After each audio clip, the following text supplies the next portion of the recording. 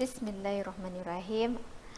Assalamualaikum warahmatullahi wabarakatuh. Selamat pagi anak-anakku semuanya. Ketemu lagi dengan saya Bu Yuni. Nah anak-anak, hari ini sebelum kegiatan belajar dimulai, alangkah baiknya apabila kita berdoa terlebih dahulu agar apa yang akan kita laksanakan mendapatkan perlindungan oleh Allah, mendapatkan ridha oleh Allah, dan kita juga mendapatkan bonus ilmu yang bermanfaat. Amin. Ya, baiklah, seperti biasanya kegiatan berdoa kita dimulai dengan membaca suratul Fatihah dan juga doa sebelum belajar. Oke, baiklah. Kita khususkan Al-Fatihah kita kepada junjungan kita Nabi Muhammad SAW dan juga para sahabat. Ila hadirin Nabil Mustafa Rasulullah SAW. Al-Fatihah. A'udzu billahi minasy syaithanir rajim. Bismillahirrahmanirrahim. Alhamdulillahi rabbil alamin. Ar-Rahmanir-Rahim. Maliki yaumiddin. Iyyaka na'budu wa iyyaka nasta'in. Ihdinas siratal mustaqim. Siratal ladzina an'amta 'alaihim ghairil maghdubi 'alaihim waladdallin. Amin. Bismillahirrahmanirrahim. Raditu billahi rabba wa bil islami dina wa bi muhammadin nabiyya wa rasulah. Rabbi sidni ilma warzuqni fahma waj'alni min ibadikas sholihin. Amin ya rabbal alamin. Alhamdulillahirabbil alamin. Kegiatan pertama sudah kita lakukan. Semoga kita semua diberikan kemudahan, diberikan kesehatan, dan diberikan kesempatan untuk selalu menambah kebaikan kita. Baiklah anak-anak, kita lanjutkan pada slide berikutnya. Ya, kegiatan belajar kita sekarang sudah memasuki subtema ketiga, yaitu ayo menjadi penemu. Jadi yang kemarin penemu dan tokoh, kita sudah belajar beberapa tokoh penemu dan juga hasil temuannya. Nah sekarang bagaimana kita mencoba menjadi seorang penemu. Materi yang akan kita bahas kali ini ada dua, IPS dan juga PPKN. Untuk IPS materinya adalah perubahan sosial budaya dalam rangka modernisasi bangsa Indonesia.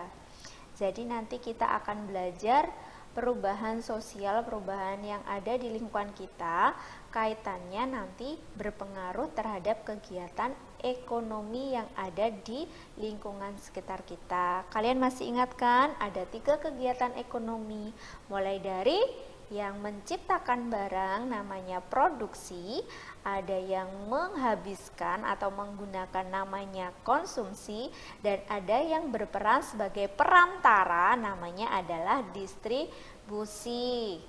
Baiklah, hari ini kita bahas satu persatu materi tentang perubahan sosial budaya dalam rangka modernisasi.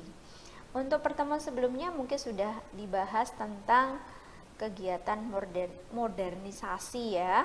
Tapi untuk mengingatnya kita bahas satu persatu juga di sini. Pengertian modernisasi dan globalisasi. Dimulai dari modernisasi. Kalau kita biasanya bahasnya adalah modern, terkini ya. Modernisasi adalah suatu proses ke arah yang lebih maju atau meningkat di berbagai aspek kehidupan masyarakat. Jadi kita menuju masyarakat yang modern. Nah, sebelum kita melangkah ke lebih lanjut materi, Ibu berpesan, boleh pola hidup kita modern tetapi akhlak kita harus tetap menggunakan akhlak yang baik. Jangan sampai tergilas atau tertutupi aktivitas-aktivitas yang dipengaruhi oleh modernisasi itu tadi. Itu modernisasi jadi sesuatu yang maju atau menjadi lebih baik dari berbagai aspek kehidupan, itu namanya modernisasi. Jadi proses perbaikan-perbaikan menuju hal yang lebih baik itu modernisasi. Sedangkan untuk globalisasi, ya, globalisasi, global berarti mendunia, suatu proses mendunia. Kalian perhatikan di sini ya, proses mendunia.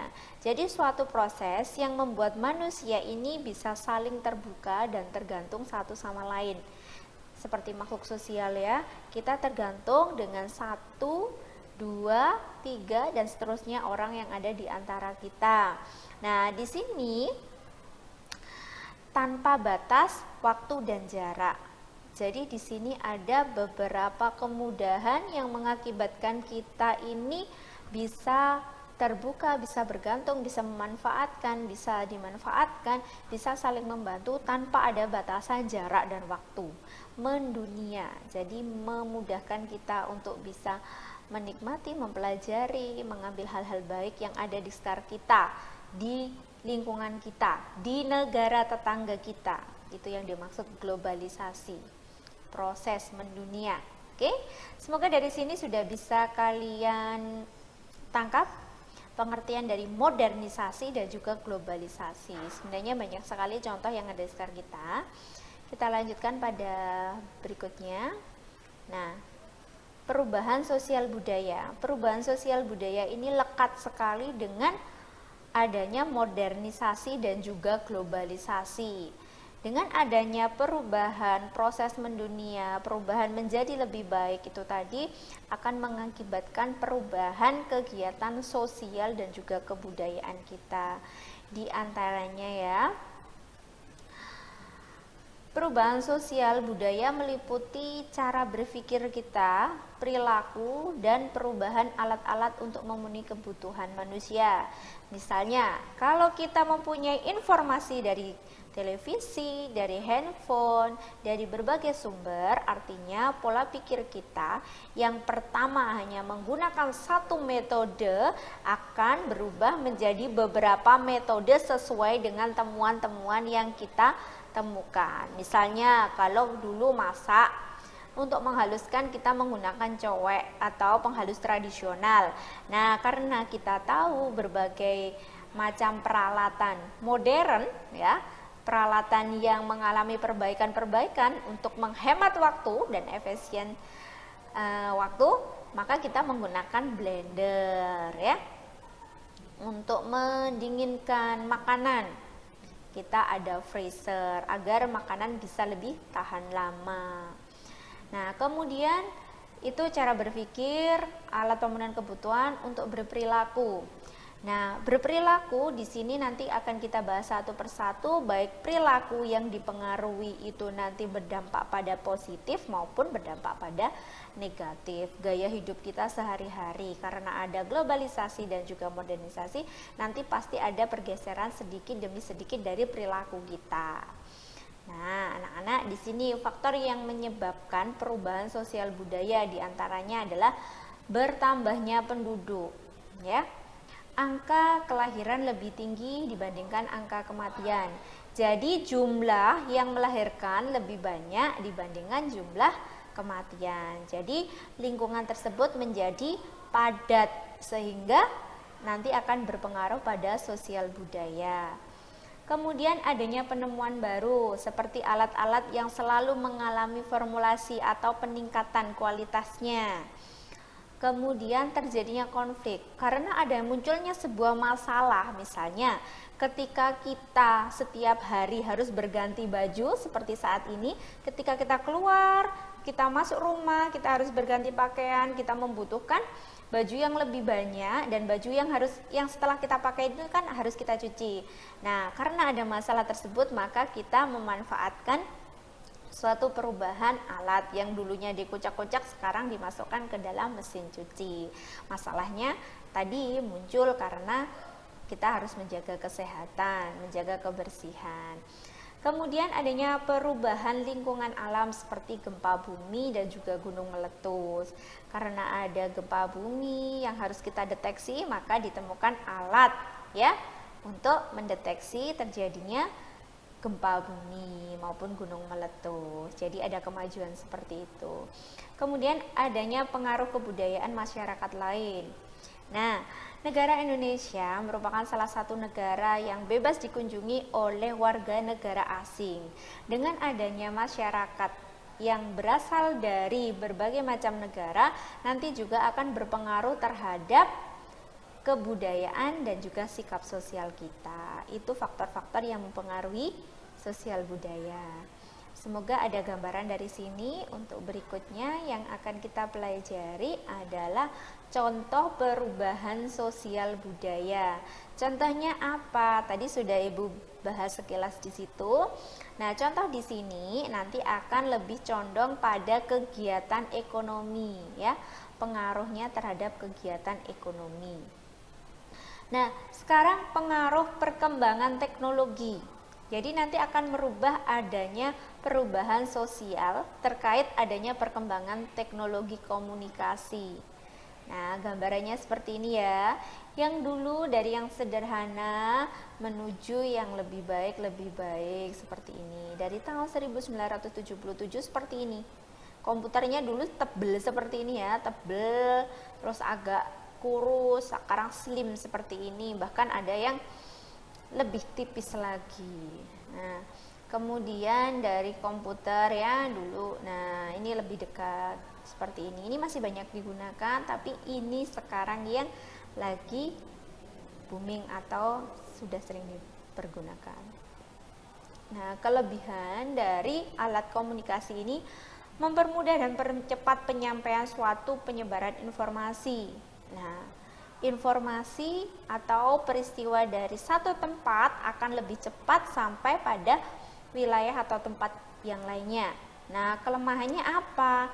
Isu SARA. SARA itu kaitannya sama ras dan agama. Jadi permasalahan yang muncul di agama maupun di ras, kekerasan dan pornografi menjadi hal yang biasa. Jadi berita itu mudah sekali tersebar dan hal itu dianggap sesuatu yang bukan hal tabu seperti biasa. Itu kelemahannya. Kemudian yang kita pelajari berikutnya adalah pengaruh perkembangan teknologi. Nah, perhatikan di sini dari mesin gesek sampai dengan mobil banking yang sudah ada di genggaman dan juga ada yang ada di mesin pengambilan uang. Kaitannya dengan kegiatan ekonomi, dengan kemajuan teknologi seperti ini ada kelebihan, mempermudah transaksi perusahaan atau perorangan untuk kepentingan bisnis. Jadi banyak sekali kita yang melakukan transaksi uang, transaksi jual beli melalui ponsel ataupun melalui mesin pengirim uang seperti ini. Nah, dari kelebihan ada juga kelemahan. Nah, para penipu atau penjahat bermunculan terutama dalam kasus transaksi online. Jadi sudah tidak asing lagi bagi kita ada SMS, pengiriman hadiah, mendapatkan hadiah, door prize dan lain sebagainya. Itu bermunculan karena adanya perkembangan teknologi. Nah, untuk berikutnya, kemudian transaksi memunculkan bisnis-bisnis terlarang seperti narkoba dan produk black market atau ilegal. Jadi produk-produk yang terlarang di sini bisa diakses melalui kegiatan jual beli online tadi. Nah, jadi anak-anak, pesannya Bu Yuni, kita lebih bijak dalam menggunakan perkembangan teknologi. Kita harus menjadi orang yang cerdas dan tentunya tetap berakhlak baik, bijaksana dalam menggunakan kemudahan-kemudahan yang sudah tersedia saat ini. Nah, untuk yang berikutnya adalah perkembangan teknologi transportasi. Nah, dari Ilmu dan pengetahuan yang semakin luas memungkinkan perkembangan berbagai macam alat transportasi yang nyaman, cepat, dan tingkat keamanannya tinggi. Contohnya di sini ada kereta cepat monorail. Sudah ada ya di ibu kota. Kemudian di sini ada speedboat dan juga ada pesawat terbang. Kemudahan di bidang transportasi. Nah, untuk yang berikutnya adalah dampak dari perubahan sosial yang bersifat positif. Jadi ada dampak positif dan juga ada dampak negatif. Apa saja dampak positifnya? Berkembangnya ilmu pengetahuan dan teknologi. Jadi ilmu pengetahuan dan teknologi semakin meningkat, tingkat kehidupan yang lebih baik. Jadi ada kehidupan yang merangkak ke atas atau menjadi lebih baik. Perubahan tata nilai dan sikap dapat mengubah nilai dan sikap masyarakat yang sebelumnya irasional menjadi rasional. Nah, itu dari segi dampak positif. Nah, sekarang dampak yang bersifat negatif diantaranya individualistik. Jadi lebih bersifat tertutup, egois, ya.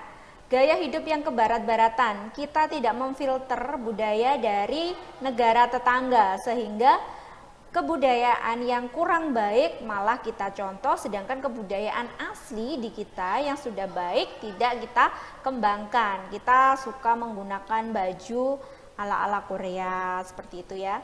Kita menggunakan jilbab yang kurang elegan, tidak menutupi aurat, hanya untuk menggugurkan kewajiban saja, luku tubuhnya masih terlihat, seperti itu ya. Kemudian pola kehidupan konsumtif, artinya kita gemar menghabiskan, kita gemar memakai, kita tidak ada inisiatif untuk menghasilkan atau produktif. Nah, kesenjangan sosial di sini diartikan adanya pembeda antara yang kaya, yang mampu sama dengan ada yang kekurangan atau yang miskin. Misalnya karena gaya hidup kita mewah, kita bertemannya sama yang sejajar, sedangkan teman kita yang kekurangan tidak kita perhatikan. Jadi di sini ada perpaduan sikap individualistik dan juga kesenjangan sosial. Nah, untuk berikutnya adalah upaya yang dapat kita lakukan untuk mengatasi dampak negatif dari perubahan sosial. Yang pertama, 1. Melakukan filter terhadap budaya apa yang akan diterima dan ditolak. Jadi kita bisa mencontoh budaya orang luar negeri, orang Amerika, kita contoh disiplinnya, kita contoh ketekunannya, kita contoh bagaimana mereka belajar dengan sungguh-sungguh. Nah, tapi untuk budaya berpakaian kita tetap ada budaya kita. Nah, memiliki sikap untuk melestarikan budaya lokal. Jadi kesenian, daerah, baju batik itu kita junjung tinggi, kita gunakan untuk kegiatan-kegiatan formal yang ada di lingkungan kita, ya. Kita tampilkan tari saman, tari remong, tari-tari yang ada di lingkungan sekitar kita. Kita tunjukkan kepada negara tetangga kita bahwa kebudayaan kita juga kebudayaan yang luar biasa dan patut diabadikan, ya. Penggunaan bahasa Jawa itu bahasa yang sangat bagus, ada silsilahnya antara kita belajar dengan kita berbicara dengan sejawat orang yang lebih tua pada guru. Di situ ada budaya yang memisahkan bagaimana tata bahasa kita. Menggunakan teknologi yang ada dengan selektif sehingga akan menghasilkan sesuatu yang positif. Jadi kita gunakan media kita. Misalnya kalian di rumah punya handphone, dimanfaatkan. Untuk 1 jam ke depan kita belajar materi yang ada di sekolah menggunakan handphone. 1 jam berikutnya apabila kalian masih ada kesempatan belajar, kita manfaatkan untuk menggali informasi-informasi melalui aplikasi yang lainnya, seperti kalian mendalami materi dengan materi yang ada di YouTube lainnya, ya. Anak-anak, terima kasih telah menyaksikan video dengan cermat untuk kegiatan belajar IPS hari ini. Semoga apa yang kita pelajari dalam video ini mendapatkan ridho dari Allah, sehingga bisa kita ingat, bisa kita manfaatkan dalam kehidupan sehari-hari. Untuk mengakhiri kegiatan belajar, alangkah baiknya apabila kita berdoa terlebih dahulu. Seperti biasanya kita tutup dengan membaca surat Wal-Asri. Berdoa mulai. Bismillahirrahmanirrahim. Wal asr. Innal insana lafi yusri illa ladina amanu wa amilus solihati wa tawasau bil haq wa tawasau bis sabr. Bismillahi tawakkaltu ala Allah, la haula wa la quwwata illa billahil aliyyil azim. Alhamdulillahi rabbil alamin. Oke, terima kasih saya sampaikan atas kegiatan menyimak kalian pada hari ini. Sekian dari saya. Apabila ada kata-kata saya yang kurang berkenan, kurang baik, saya mohon maaf yang sebesar-besarnya. Wassalamualaikum warahmatullahi wabarakatuh.